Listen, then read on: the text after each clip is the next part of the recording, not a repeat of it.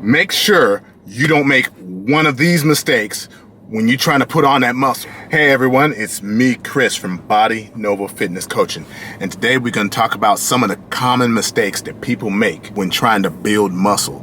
And it doesn't matter if it's male, female, whatever, the science is a science and the science still applies.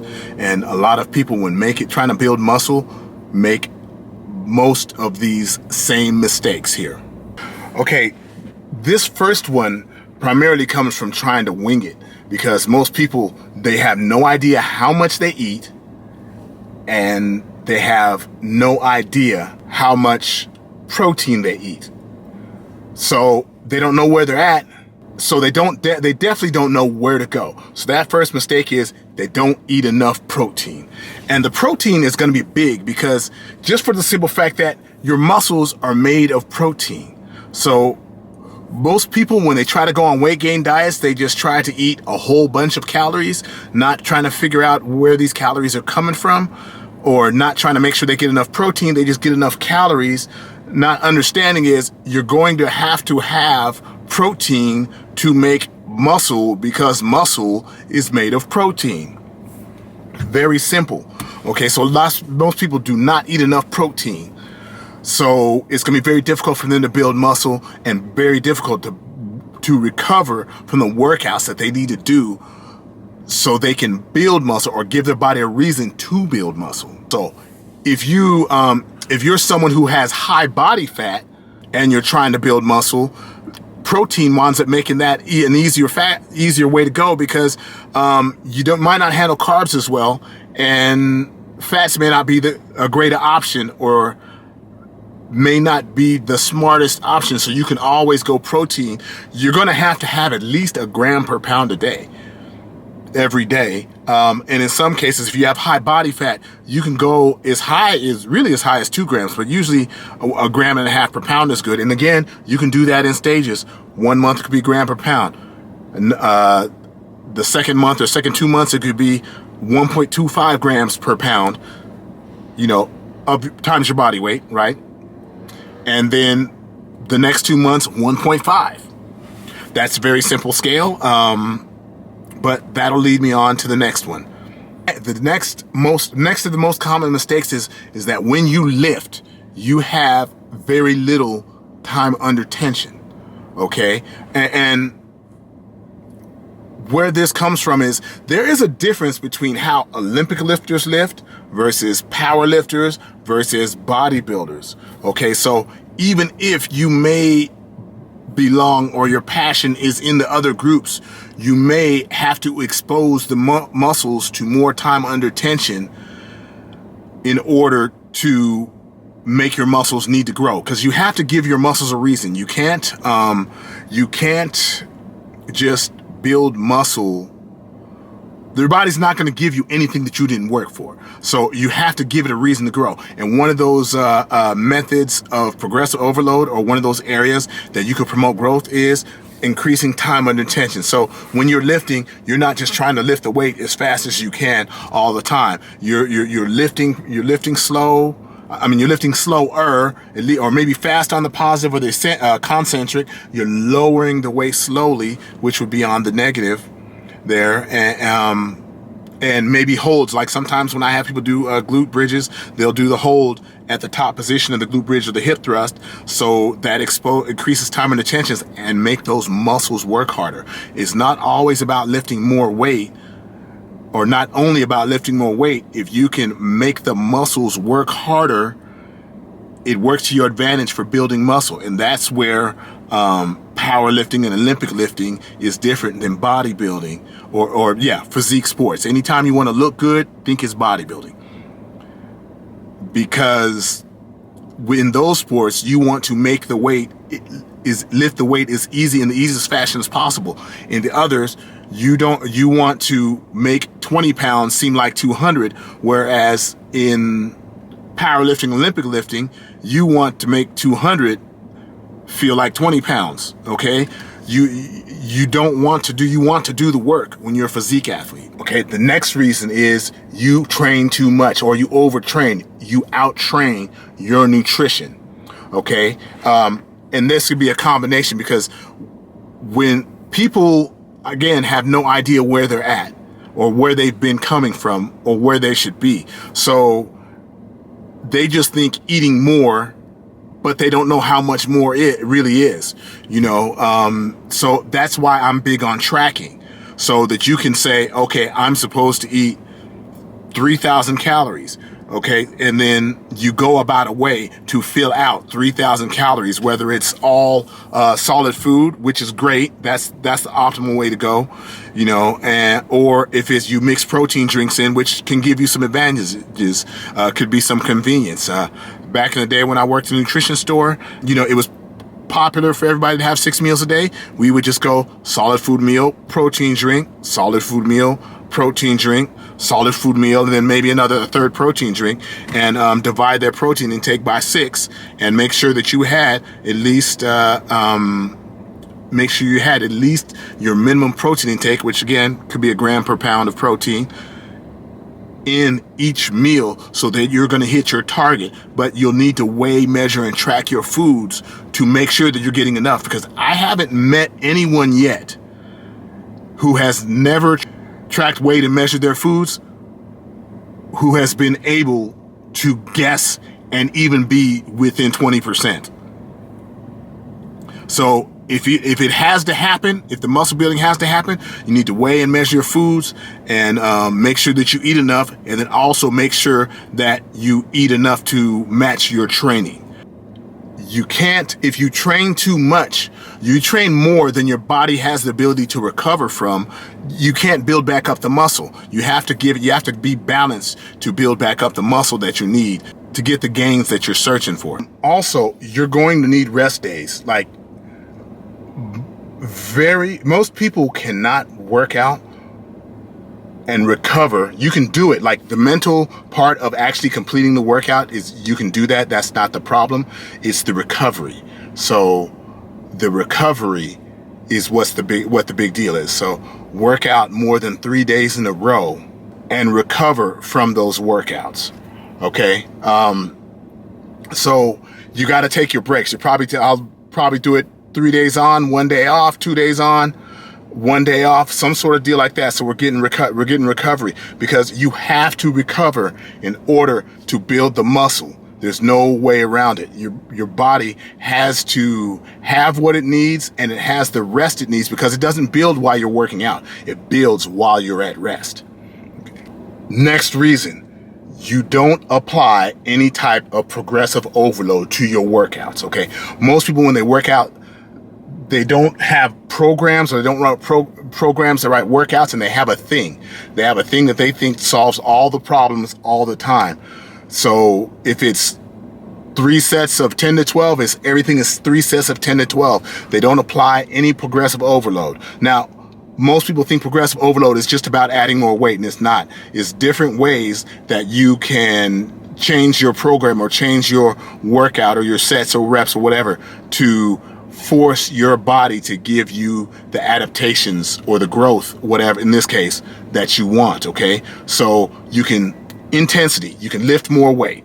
Okay, you can perform more sets, which would be volume. Okay, volume is a good way to promote muscle growth, but you have to recover from it. Okay, you can make it more dense, which sometimes density could be cutting the rest periods. That's another area. But then density could also be performing supersets and trisets and giant sets, where instead of just doing one exercise, say doing bench press, I might have a triset where I'm doing bench press, then incline bench press, and then incline flies, and I'm doing that, and then I take a break. That might be a 2-minute, 3-minute break or whatever, but I'm doing all that work in a shorter period of time, which will make my workout more dense. That's one way I can do. I've done workout videos on density. If you need that link, let me know. Tempo, earlier I talked about time and attention, making those muscles work harder by lifting slower. Rest periods, intensity. Exercise selection, you could choose different versions of the exercises. Good example would be going from deadlift to snatch grip deadlift, and that'll make your hamstrings work harder.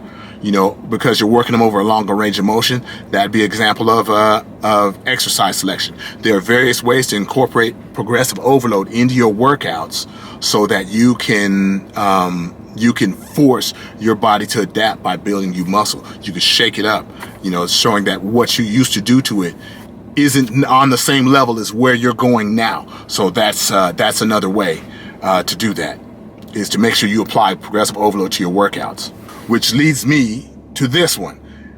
Your workouts stay the same forever, so you don't give your body a reason to change. Okay, so again, the progressive overload thing, but if you're doing the same thing over and over, your body doesn't have a reason to change. So there's different ways to muscle growth. I mean, remember, muscle growth is built within sets of 6 to 12 reps. So it doesn't always have to be 10 or 8, or it could be 10 to 12 one month, 8 to 10 another month, 6 to 8 the third month, some sort of combination in there. And we're watching the volume at the same time to make sure it doesn't end up being too low. Another reason why you might have problems putting on muscle is you're soft. Okay, with a lot of people trying to help build muscle or trying to lift weights to build muscle, they underestimate what they can do, or they try to do things to get away from the pain. So unfortunately, you're gonna have to venture into that territory of that pain, meaning that sore muscle is gonna come with the task. Okay, you're gonna have to accept that soreness, stiffness, things like that. You're gonna have to be able to dig into that pain. So when you start to feel those muscles fail and feel those muscles fatigue, okay, that's when people stop, and that's when the true test begins. How far can you push past what you think your limit is?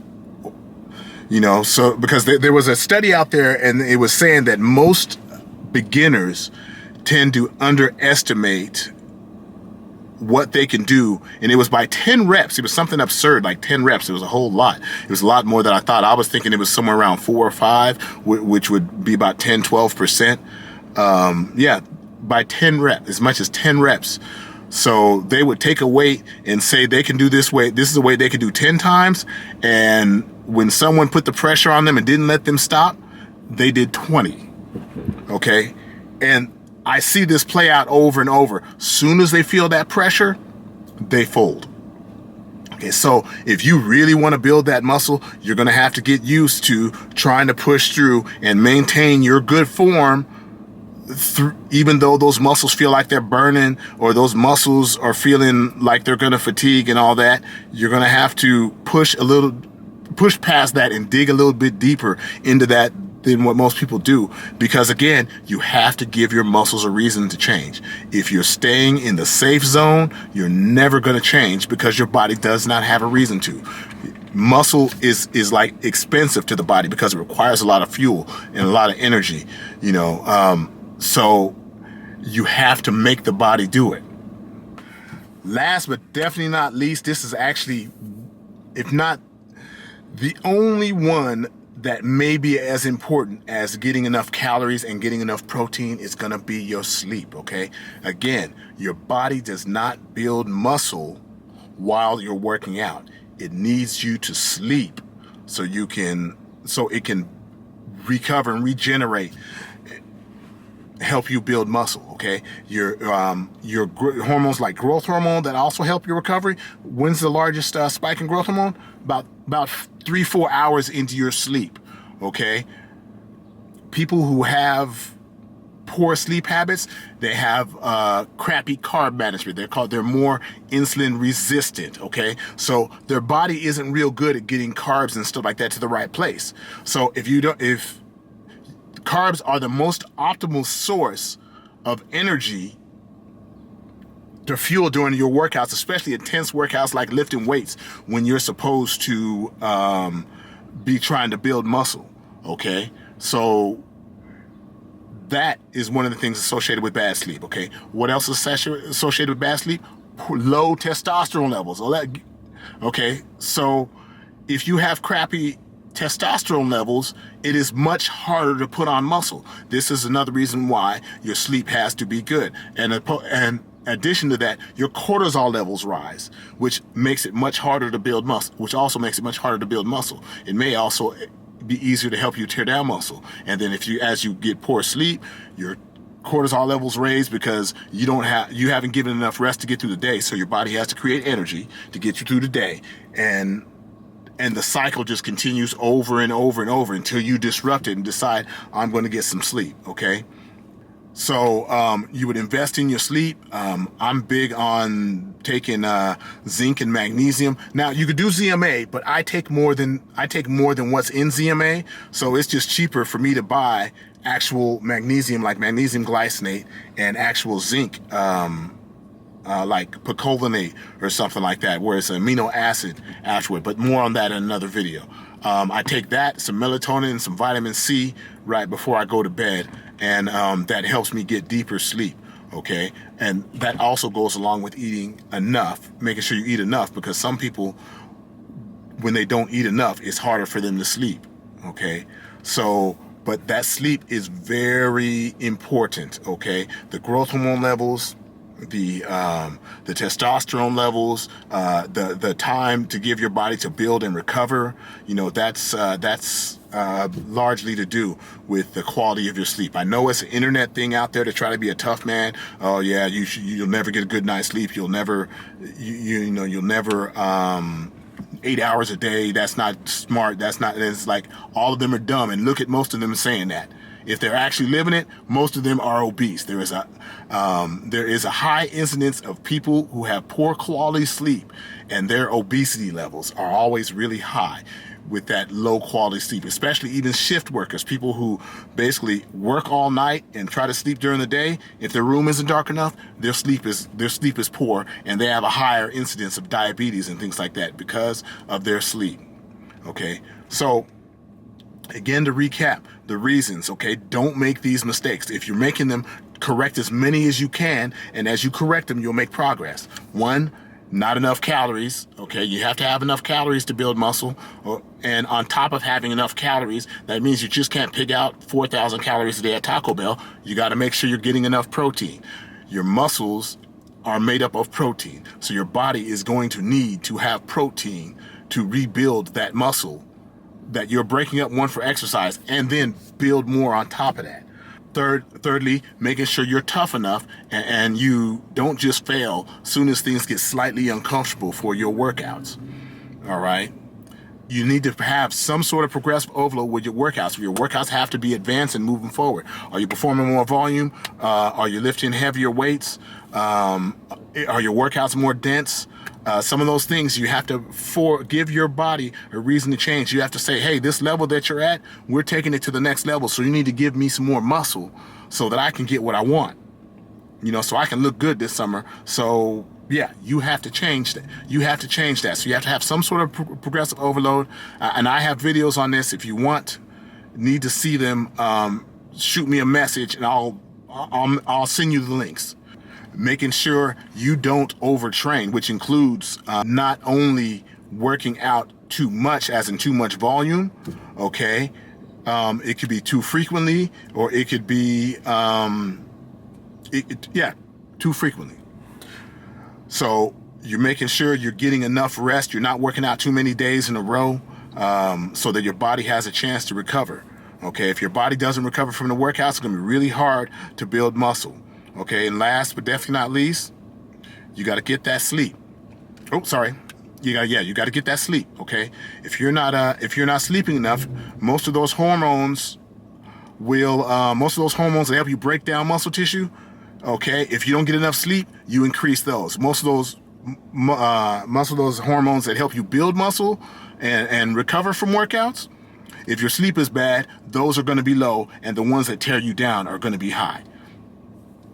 So if you guys have any questions, ask in the comments, and until next time.